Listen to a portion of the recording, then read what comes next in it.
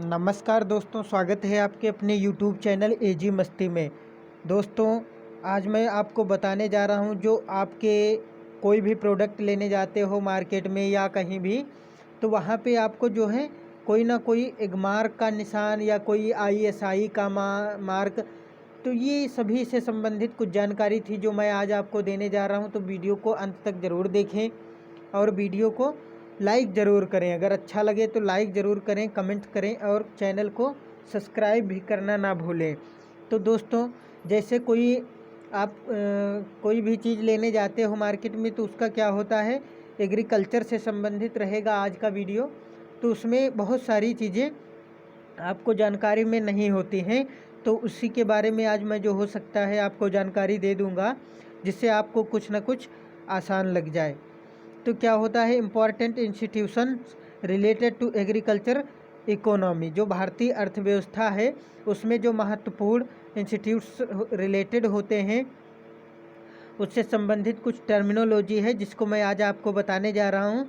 तो सबसे पहले आपको बता दें एग्रीकल्चरल मार्केटिंग के बारे में।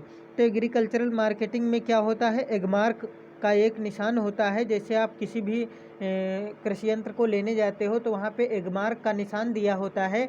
अगर आप उसको देख लेते हो, पहचान लेते हो और उस मार्क वाले निशान को ही आप परचेज करते हो, तो उसमें क्या होता है कि आपको कोई ना कोई नुकसान नहीं होगा।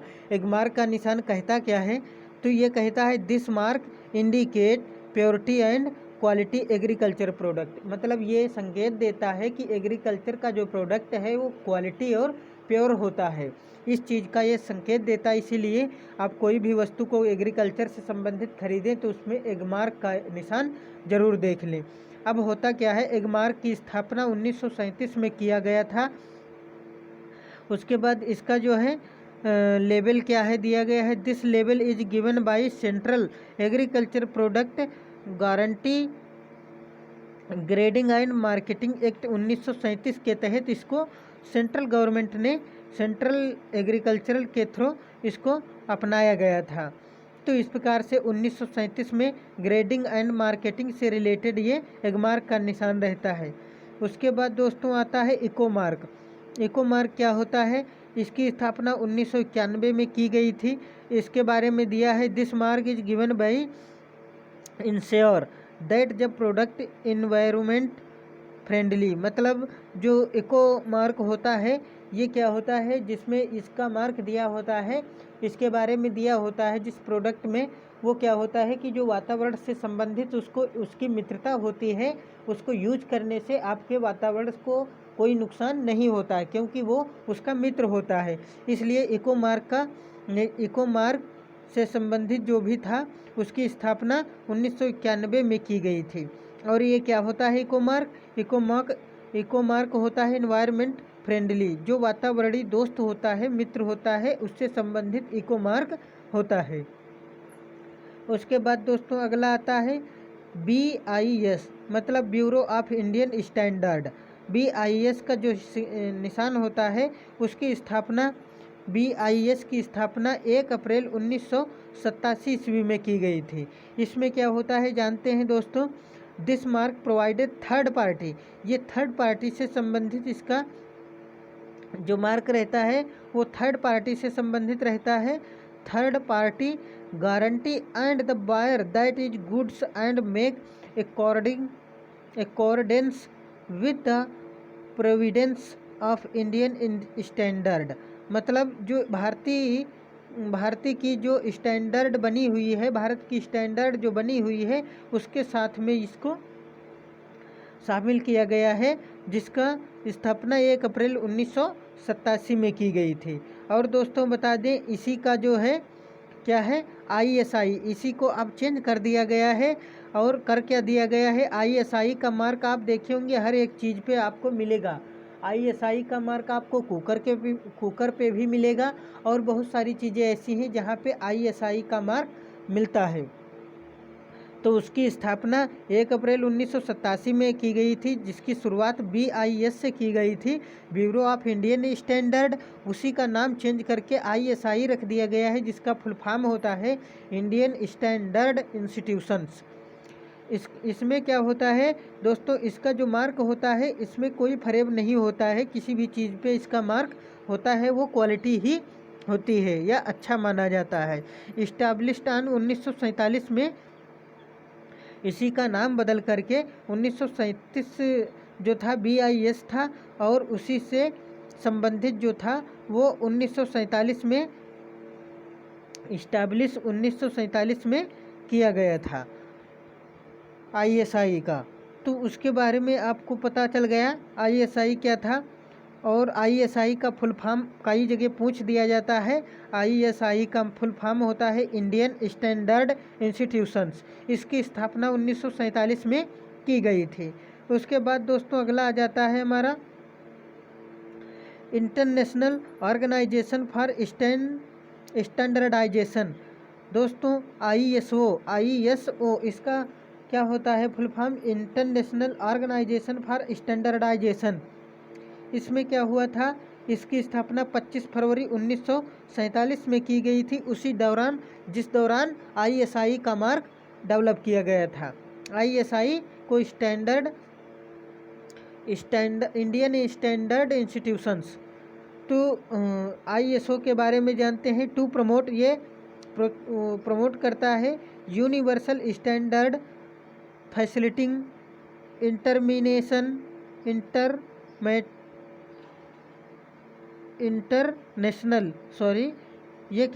ये प्रमोट करता है किसको, international exchange goods and service को। मतलब कि ये गुड्स एंड सर्विस सेवा को जो है इंटरनेशनल स्तर पे ये एक्सचेंज करने का कार्य करती है। और ये कोई भी प्रोडक्ट होता है इंटरनेशनल पे, वहाँ पे एक्सचेंज करने से इसका रिलेटेड ये संबंधित उसी से रहती है। क्या, ISO international organisation for standardisation. इस प्रकार से अगला आता है नाबार्ड। नाबार्ड का दोस्तों नाम आपने सभी ने सुना होगा, जिसका क्या होता है बैंक फुल फॉर्म देख लेते हैं। National bank for agriculture and rural development, headquarter इसका मुंबई में स्थापित है। तो national bank for agriculture and rural development के लिए इसकी स्थापना की गई थी, और इसकी स्थापना 12 जुलाई 1982 में की गई थी। तो 12 जुलाई 1982 में इसकी स्थापना की गई थी। काम क्या करती है जान लेते हैं दोस्तों। For agriculture and rural development, कृषि और गांव के विकास के लिए ये कार्य करती है, ऐसा बताया था रेफिनेंस, एक वैज्ञानिक थे, इन्होंने ऐसा बताया था।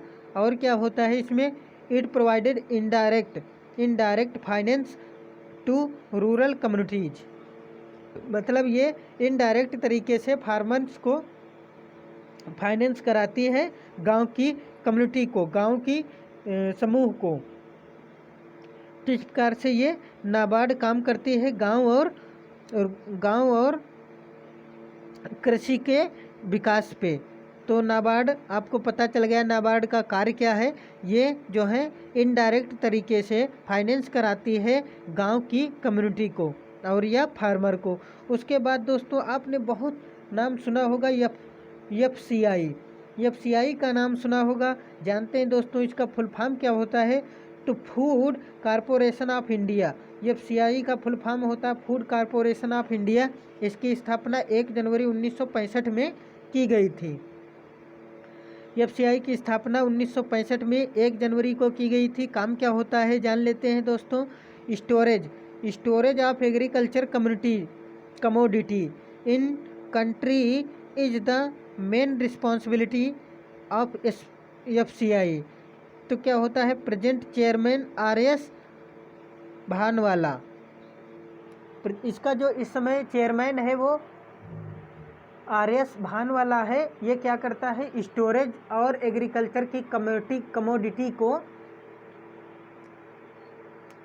स्टोरेज मतलब जो ये भंडारण का कार्य करती है, कृषि का जो अनाज होता है उसको भंडारण करने का कार्य करती है, और समय समय पे ये रिस्पॉन्सिबिलिटी भी अदा करती है। रिस्पॉन्सिबिलिटी इसकी बनती है कि ये कहाँ पे क्या सामान देना है, इसकी रिस्पॉन्सिबिलिटी। ये स्टोर करने का अनाज स्टोर करने का कार्य करती है, तो इसकी रिस्पॉन्सिबिलिटी बनती है कि जब भी जहाँ भी मांगा जाए ये प्रोवाइड कराए उसको।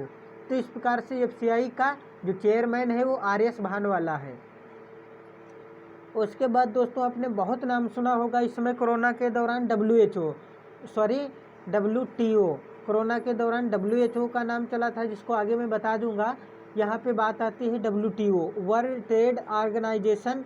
इसको जिनोवा में स्विट्जरलैंड में इसका ऑफिस है। तो ये क्या दोस्तों विश्व स्तर पे कार्य करने वाले संगठन होते हैं, वर्ल्ड ट्रेड ऑर्गेनाइजेशन। इसकी स्थापना 1 जनवरी 1995 में की गई थी। इसका काम क्या होता है, it monitors, regulate and encourages encourages international trade. मतलब ये क्या होती है, साहस बढ़ाती है, इंटरनेशनल मार्केटिंग में मॉनिटर्स होती है, मॉनिटर का कार्य करती है। किसमें, इंटरनेशनल व्यापार में। उसके बाद आता है अगला point, Indian was the founder member of WTO। It was earlier named as general agreement on trade and traffic, जिसको गाट बोला जाता है। गाट का दोस्तों ये जो गाट दिया गया है GATT, इसका फुल फॉर्म होता है general agriculture on trade and traps होता है। तो उसके बाद ये गाट का फुल फॉर्म हो गया, पूछ दिया जाता है कहीं कहीं पे, तो आप इसको ध्यान रखें। उसके बाद दोस्तों अगला आता है हमारा कि सेट ऑफ द जनवरी 1948 में गाट की स्थापना की गई थी। GATT की स्थापना 1948 में की गई थी। फाउंडेड आफ्टर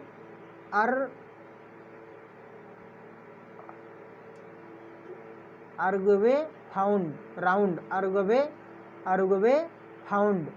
ये 8वां नंबर जो राउंड है इससे संबंधित गाट का रिलेशन रहता है। उसके बाद दोस्तों अगला देख लेते हैं, पॉइंट आता है NIAM, नेम जिसको बोलते हैं, इसको national institute of agriculture management इसका फुल फॉर्म होता है, जिसका मुख्यालय जयपुर में है। इसकी स्थापना 8 अगस्त 1988 में की गई थी। काम क्या करता है, नेम इसको जानते हैं, टू प्रोवाइड स्पेसिफाइड ट्रेनिंग। ये एक प्योर तरीके से ट्रेनिंग देने का कार्य करती है, ट्रेनिंग देती है, एजुकेशन देती है, कंसल्टेंसी देती है और रिसर्च एंड एग्रीकल्चर मार्केटिंग और नेशनल लेवल पे ये सभी चीज़ों को प्रोवाइड कराते हैं। कौन, नेम, NIAM फुल फॉर्म है national institute of agriculture management, Jaipur में इसका मुख्यालय है।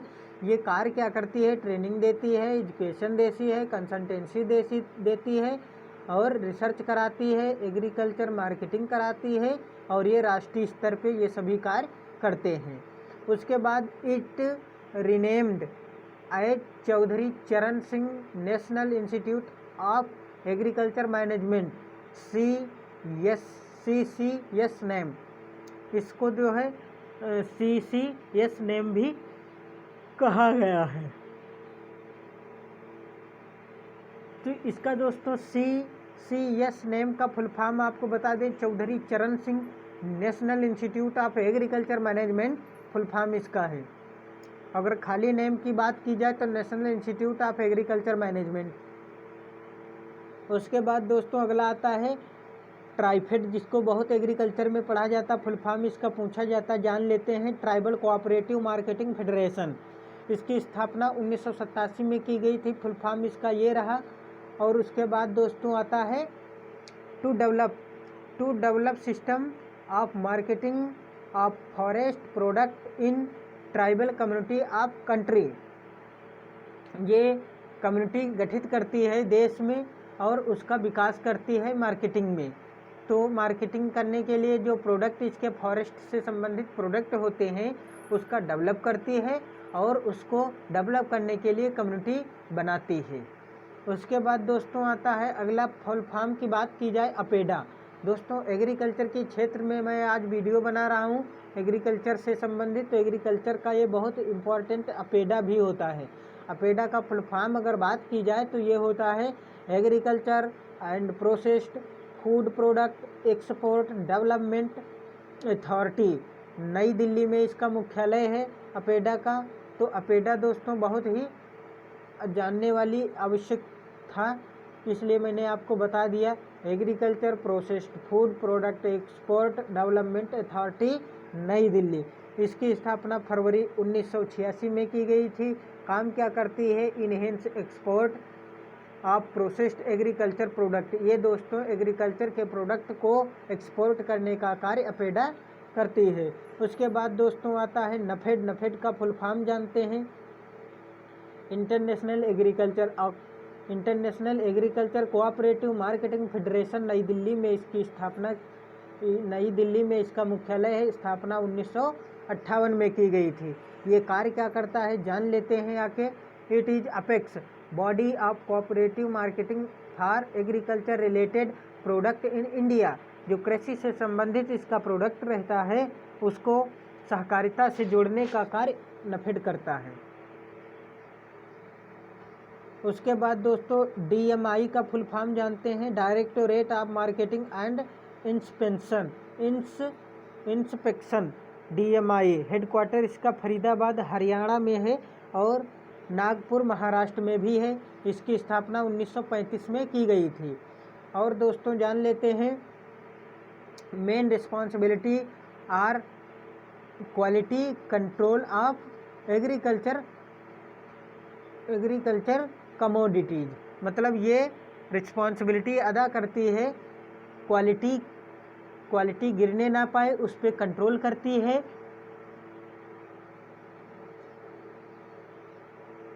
और एग्रीकल्चर कमोडिटी को वो रिलीज करती है या बढ़ाती है, एग्रीकल्चर कमोडिटी को बढ़ाती है। तो इस प्रकार से जो मुख्य इसके बहुत ही इम्पोर्टेंट जो चैप्टर थे, जो फुल फॉर्म थे, मैंने आपको बताया। और दोस्तों एक बात बीच में आई थी WHO। तो WHO का दोस्तों फुल फॉर्म जान लेते हैं? वर्ल्ड हेल्थ ऑर्गेनाइजेशन, विश्व स्वास्थ्य संगठन। यही पूरे देश को कंट्रोल करता है और इससे बहुत सारे देश जुड़े होते हैं। WHO इंटरनेशनल लेवल पे कार्य करने वाला एक संगठन होता है। उसके बाद दोस्तों अगला दोस्तों एक बचा है फसाई। FASAI दोस्तों,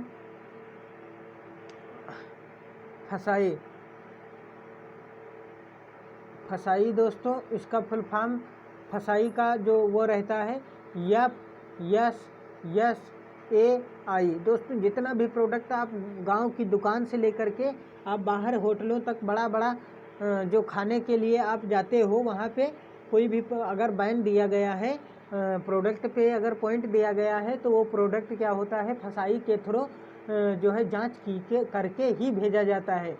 तो फसाई का फुल फॉर्म दोस्तों बहुत पूछा जाता है। आप 1 रुपये की भुंजिया भी लेने जाओगे दुकान में, वहाँ पे भी आपको फसाई का फुल फॉर्म नहीं दिया होगा, पर फसाई लिखा ज़रूर होगा। तो जानते हैं फुल फॉर्म क्या होता है?